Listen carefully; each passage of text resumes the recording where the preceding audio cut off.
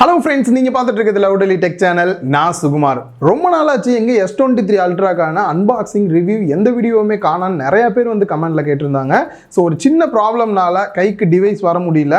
அந்த ப்ராப்ளம்லாம் short out பண்ணிவிட்டு ஒரு வழியாக டிவைஸ் கைக்கு வந்துருச்சு.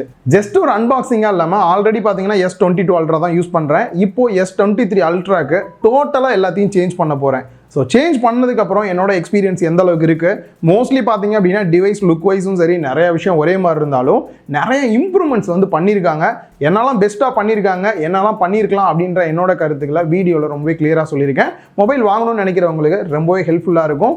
வாங்க வீடியோக்குள்ளே போகலாம். ஒரு புது ஃபோன் வாங்குறது ஈஸி, அதை செட்டப் பண்ணுறது ஈஸி. ஆனால் பழைய ஃபோன்லேருந்து டேட்டாவை அனுப்புறது அப்படின்றது ரொம்பவே கஷ்டம். But Samsung to Samsung change பண்ணுறோம் அப்படின்னும் போது நிறைய ஹைலைட்டான ஃபீச்சர்ஸோடு வரும் நமக்கு. அதெல்லாம் என்னென்னு பார்க்குறதுக்கு முன்னாடி சிம்மை ஃபஸ்ட்டு மாற்றிடலாம்.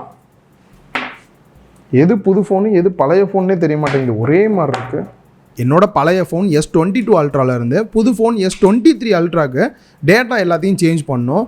எந்த அளவுக்கு ஈஸியாக இருக்குது, இவ்வளோ நுணுக்கமாக டேட்டாவை காப்பி பண்ணுவாங்க அப்படின்ற அளவுக்கு உங்களுக்கு இருக்கும். அண்ட் இந்த வீடியோ பார்த்தீங்கன்னா 100% ஸ்பான்சர் வீடியோ கிடையாது, நல்லா இருந்தது, அதனால தான் இந்த ஒரு ஃபீச்சரை கூட சொல்கிறேன். புது டிவைஸ் செட்டப் பண்ணும்போது எப்பயும் பழைய டிவைஸ்லேருந்து காப்பி பண்ணுவான்னு கேட்கும். அதே மாதிரி கேட்டது எஸ் அப்படின்னு கொடுத்தேன். உடனே என்னோட S22 அல்ட்ராக்கு ஒரு நோட்டிஃபிகேஷன், செட்டப் பண்ணலாமா புது டிவைஸில் அப்படின்ட்டு. செட்டப்னு கொடுத்துட்டோம் அப்படின்னா என்னோட பழைய டிவைஸில் என்னெல்லாம் ஒய்ஃபை இருந்ததோ அது எல்லாமே பார்த்தீங்கன்னா இங்கே வந்துட்டு செட்டப் பண்ண ஸ்டார்ட் பண்ணிருச்சு. கொஞ்ச நேரத்திலே பார்த்தீங்கன்னா இவங்களோட ஸ்மார்ட் சுவிட்ச்ன்ற ஒரு ஆப் இருக்குது, அதை வந்துட்டு பழைய டிவைஸில் இன்ஸ்டால் பண்ண சொல்லிச்சு. இன்ஸ்டால் பண்ணதுக்கப்புறம் பார்த்தீங்கன்னா எவ்ரி திங்னு ஒரு ஆப்ஷன், கஸ்டமைஸ்னு ஒரு ஆப்ஷன். எவ்ரி திங்னு கொடுத்துட்டீங்க அப்படின்னா வால்பேப்பராக இருக்கட்டும், செட்டிங்ஸாக இருக்கட்டும், பேக்ரவுண்டு எல்லாத்தையுமே உங்கள் பழைய டிவைஸில் எப்படி இருந்ததோ அதே மாதிரி ஒரு காப்பி புது டிவைஸில் கொண்டு வந்து கொடுத்துரும். இதில் ஒரு சின்ன ப்ராப்ளம் என்ன வந்ததுன்னா, இந்த வாட்ஸ்அப் மாதிரியெல்லாம் பேக்கப் எடுக்கும்போது வாட்ஸ்அப் மெசேஜ் எல்லாத்தையுமே பேக்கப் எடுத்துகிட்டு வந்துருச்சு. பட் லாகின் பண்ணுறதுல கொஞ்சம் இஷ்யூவாக இருந்தது. அதனால் வாட்ஸ்அப் மட்டும் பண்ணாதீங்க. மற்றபடி பார்த்தீங்க அப்படின்னா S22 அல்ட்ரா இது S23 அல்ட்ரா இதுன்னு டிஃப்ரென்ஸ் தெரியாத அளவுக்கு டிட்டோவாக ஒரு காப்பி பண்ணி கொடுத்துருச்சு. ஸோ இதுக்காக நம்ம உட்காந்து சிஸ்டத்தில் மாட்டி கஷ்டப்படணுன்னே தேவையில்லை. இந்த ஒரு ஃபீச்சர் எனக்கு ரொம்ப பிடிச்சிருந்தது, அதனால தான் இந்த ஒரு விஷயத்தை ஆட் பண்ணேன். ஸோ ரூல்ஸ் படி அன்பாக்சிங்கோடைய ஸ்டார்ட் பண்ணுவோம். பாக்ஸு எவ்வளோ குட்டியாக இருக்குன்னு உங்களுக்கே தெரியும். ஃப்ரண்ட்டில் மொபைலோட இமேஜ் S Pen கொடுத்துருக்காங்க. கேலக்ஸி S23 அல்ட்ரா அப்படின்றதை மென்ஷன் பண்ணியிருக்காங்க. அந்த பேக் சைடில் பாக்ஸில் என்னெல்லாம் கண்டென்ட் வருது அப்படின்றது கொடுத்துருக்காங்க. ஸோ சீல் ஓப்பன் பண்ணுறது ரொம்பவே எனக்கு பிடிச்சிருக்கு, ரொம்ப நல்லா இருக்குது. இதில் வந்துட்டு பாக்ஸை ஓப்பன் பண்ணிவிட்டு பாக்ஸோட பேக் சைடில் ஒரு குட்டி பாக்ஸ் ஒன்று கொடுத்துருக்காங்க. அதில் ஃபஸ்ட்டு சிம் எஜெக்டர் டூல் வருது, next type C to type C cable வருது, நெக்ஸ்ட்டு சில புக்லெட்ஸ்லாம் கொடுத்துருக்காங்க. சின்ன ஒரு பேட் மாதிரி கொடுத்துருக்காங்க, அதை ரிமூவ் பண்ணோம் அப்படின்னா கைக்கு வந்து மொபைல் வந்துடுது. ஸோ இதுக்கப்புறம் நம்ம பாக்ஸில் எதையும் தேட முடியாது, ஏன்னா எதுவுமே கிடையாது. 2 வாரமாக டிவைஸை யூஸ் பண்ணி பார்த்துட்டு இருந்தேன். ஒரு வாரத்துக்கு முன்னாடி தான் பார்த்தீங்கன்னா பர்சனல் சிம் எல்லாத்தையும் போட்டு பிரைமரி டிவைஸாக இதை யூஸ் பண்ணிட்டு இருக்கேன். எந்த அளவுக்கு இருக்குது அப்படின்ற என்னோட பர்சனல் எக்ஸ்பீரியன்ஸ் தான் கூட ஷேர் பண்ண போகிறேன். நிறைய இன்ட்ரெஸ்டான ஃபீச்சர்ஸ்லாம் கூட இதில் வந்து சொல்லியிருக்கேன். ஸோ முடிஞ்ச அளவுக்கு வீடியோவை ஸ்கிப் பண்ணாமல் ஃபுல்லாக பார்த்தீங்க அப்படின்னா நம்மளோட சேனலுக்கு பெரிய சப்போர்ட்டாக இருக்கும். வியூஸ் எல்லாமே ரொம்ப ட்ராப் ஆகி போயிட்டு இருக்கு. அதனால் முடிஞ்ச அளவுக்கு லைக்கும் கொடுத்தீங்க அப்படின்னா ரொம்பவே நல்லா இருக்கும். ஃபர்ஸ்ட் நான் பேசணும்னு நினைச்சது டிஸ்பிளேவை பற்றி தான். ஏன்னா அந்த அளவுக்கு ஹைலைட்டான விஷயம் இருக்குது. ஒரு சில சேஞ்ச் பண்ணணும் அப்படின்னு நினைக்கிற சில குறைகளுமே நான் நோட் பண்ணேன், அதையும் என்ன அப்படின்றத சொல்கிறேன். ஃபர்ஸ்ட் டிஸ்பிளேயோட சைஸ் அப்படின்னு பார்க்கும்போது ஏற்கனவே அவங்க லான்ச் பண்ண அல்ட்ரா மாதிரியே தான் 6.8 inch Quad HD Plus display கொடுத்துருக்காங்க. இந்த இடத்துல Quad HD Plus டிஸ்பிளேயோட குவாலிட்டி பெட்டராக இருந்தாலும் எல்லா டைமும் இதை வச்சுட்டே இருந்தீங்க அப்படின்னா பேட்டரி ட்ரெயின் ஆகிறதுக்கான வாய்ப்பு இருக்குது. அதனால் ஃபுல் HD சேஞ்ச் பண்ணுறதுக்கான ஆப்ஷன் கொடுத்துருக்காங்க, அதை சேஞ்ச் பண்ணிக்கங்க.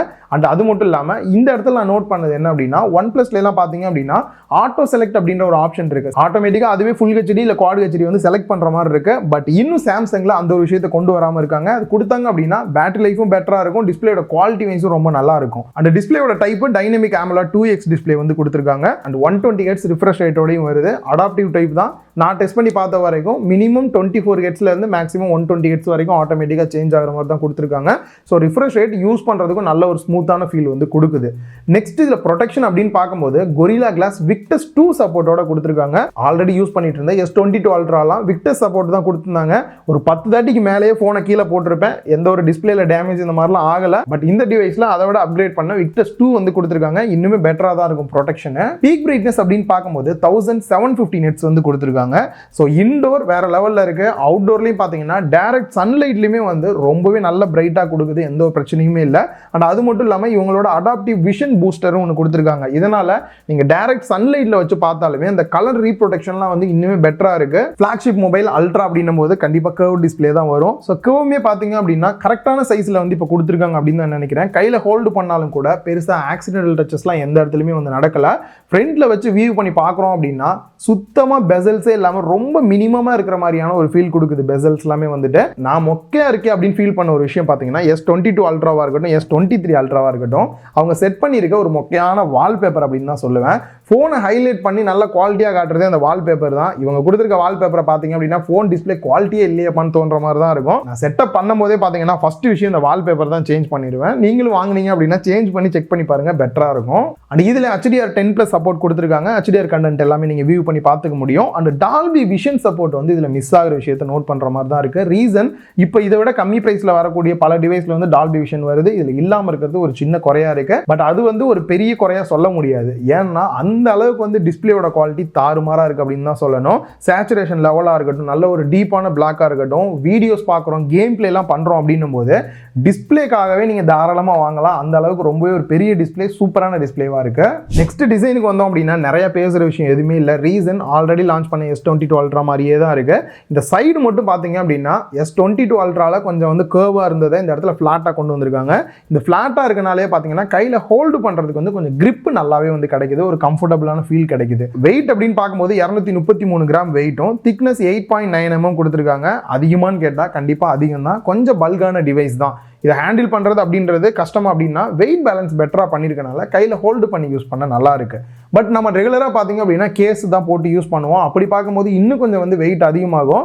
ஸோ இந்த ஒரு கேஸ் பார்த்தீங்க அப்படின்னா அஃபிஷியலாக சாம்சங்கோட கேஸ் தான்.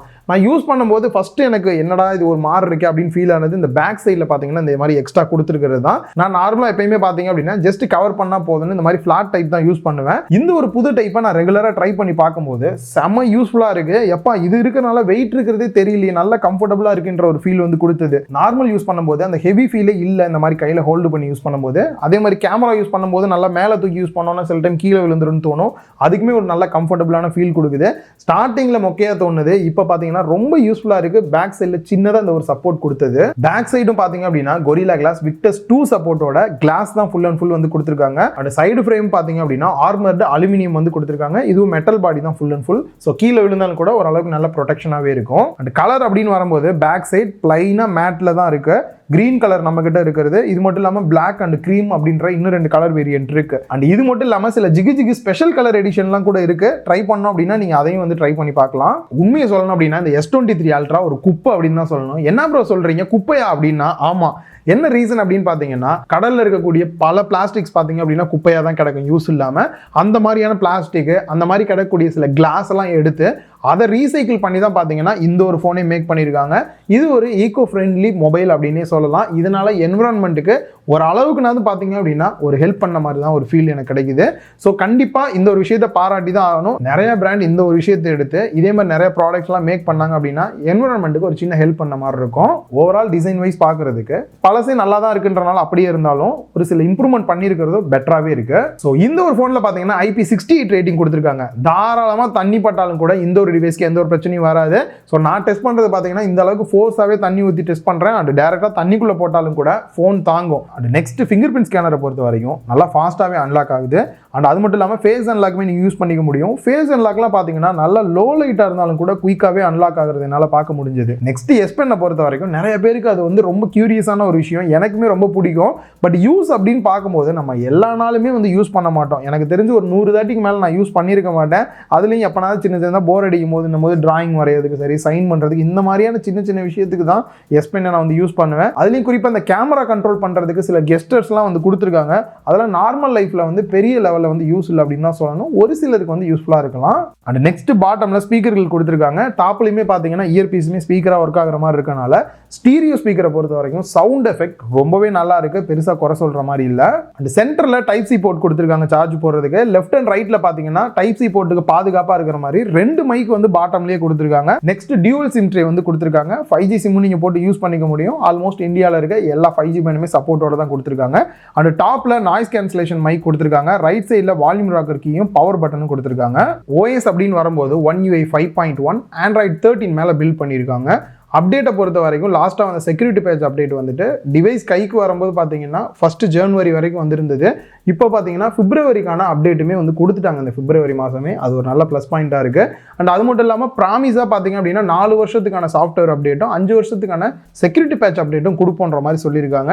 ஸோ யூஏ பொறுத்த வரைக்கும் எப்பயுமே பார்த்தீங்க அப்படின்னா சாம்சங்கில் ஒரு சில குறைகள் பார்த்தாலும் யூஏ பொறுத்த வரைக்கும் எனக்கு டாப் லெவலில் தான் எப்பயுமே இருக்கும். அதுக்கான ரீசன் யூசர் ஃப்ரெண்ட்லியாக அந்த அளவுக்கு கம்ஃபர்டபுளாக வந்து பண்ணியிருக்காங்க. நான் ஏற்கனவே சொன்ன மாதிரி அந்த குவாட் ஹெச்டி ஆட்டோ இந்த மாதிரியான சில விஷயத்தை தவிர பார்த்தீங்க அப்படின்னா பெட்டராகவே இருக்குது அப்படின்னு சொல்லலாம். இந்த ஃபோன் வாங்குறவங்களுக்கு ஒரு தரமான சம்பவம் அப்படின்னா கண்டிப்பாக இதோட கேமரா செட்டப் அப்படின்னு தான் சொல்லணும். பேக் சைடில் பார்த்தீங்க அப்படின்னா 4 கேமரா செட்டப் கொடுத்துருக்காங்க. ஆக்சுவலாக main camera 200 megapixel, aperture value 1.7ஓட ஐசோசெல் HP2 சென்சார் வந்து யூஸ் பண்ணியிருக்காங்க. ப்ளஸ் OIS சப்போர்ட்டோடையும் வருது.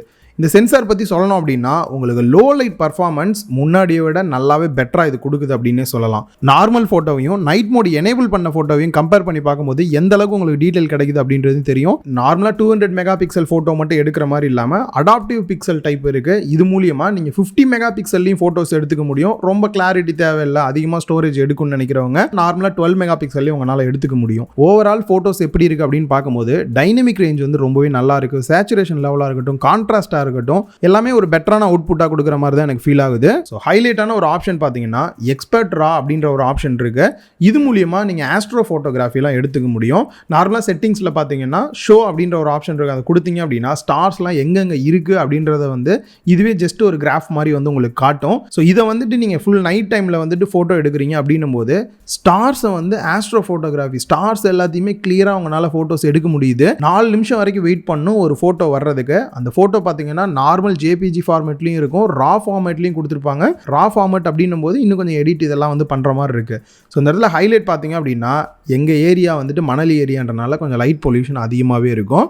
பட் ஸ்டார்ஸ் தெரியுறது ரொம்ப ரேரு. நான் தெரிஞ்ச ஸ்டார்ஸை தான் உங்களுக்கு எடுத்திருந்தேன். பட் ஆல்ரெடி நான் S22 அல்ட்ராலேயே வந்துட்டு இந்த ஒரு ஃபீச்சர் தனியாக இன்ஸ்டால் பண்ணி யூஸ் பண்ணுற மாதிரி இருந்தது. அதை வந்துட்டு நான் தேனிக்கு போகும்போது நைட் டைம் ஒரு நாள் வந்து எடுத்தேன். அந்த ஃபோட்டோ தான் இது. எந்த அளவுக்கு வந்து இந்த ஸ்டார்ஸ் எல்லாத்தையுமே கேப்சர் பண்ணியிருக்கு அப்படின்றத பாருங்கள். ஃபுல் கிளியரான இன்ஃபர்மேஷன். ஜூம் பண்ணி பார்த்தாலும் கூட அவ்வளோ ஸ்டார்ஸ் இருக்குது. கொச்சன்னு சென்னையில் பார்க்கறதுக்கு வாய்ப்பு இல்லை. பட் S23 அல்ட்ராவை அகைன் நான் தேனிக்கு போகும்போது எடுத்துகிட்டு போவேன். அந்த டைமில் எடுத்துகிட்டு இன்ஸ்டாவில் ஃபோட்டோ போடுறேன். எந்த அளவுக்கு இருக்குது அப்படின்றதையும் பாருங்கள். அண்ட் நெக்ஸ்ட் 12 மெகா பிக்சல் இருக்கக்கூடிய ultra wide angle camera.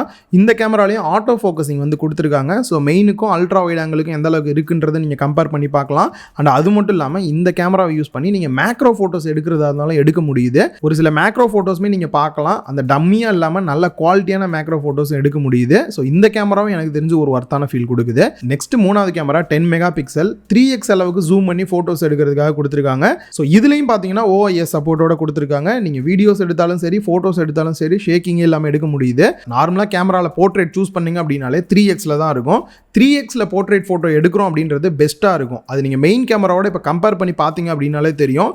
Main camera பக்கத்தில் வச்சு எடுத்தோம் அப்படின்னா கொஞ்சம் வைடாக வந்து ஃபேஸ்லாம் ஒரு மாதிரி இருக்கும். பட் அதுவே கொஞ்சம் லாங்காக நின்று 3xல வந்து நம்ம எடுக்கிறோம் அப்படின்னும் போது அந்த ஃபோட்டோட பிளர் எஃபெக்ட்டும் சரி, நம்ம ஃபேஸோட ஸ்ட்ரக்சரும் சரி ரொம்பவே பெஸ்ட்டாக இருக்குது. அண்ட் 4வது கேமரா பார்த்தீங்க அப்படின்னா 10 மெகா பிக்சல். இதில் டெலிஃபோட்டோ 10x அளவுக்கு ஜூம் பண்ணி எடுக்கிற மாதிரி வந்து கொடுத்துருக்காங்க. அண்ட் இதுலேயுமே பார்த்தீங்கன்னா ஆட்டோ ஃபோக்கஸ் ப்ளஸ் OIS சப்போர்ட்டோட கொடுத்துருக்காங்க. ரீசன் பார்த்தீங்க அப்படின்னா 10x அளவுக்கு ஜூம் பண்ணுறோம் அப்படின்னும் போது கை ஷேக் ஆகிறது நல்லாவே தெரியும். இந்த OIS இருக்கனால பார்த்தீங்க அப்படின்னா பெரிய லெவலில் ஷேக்கிங்கும் இல்லை.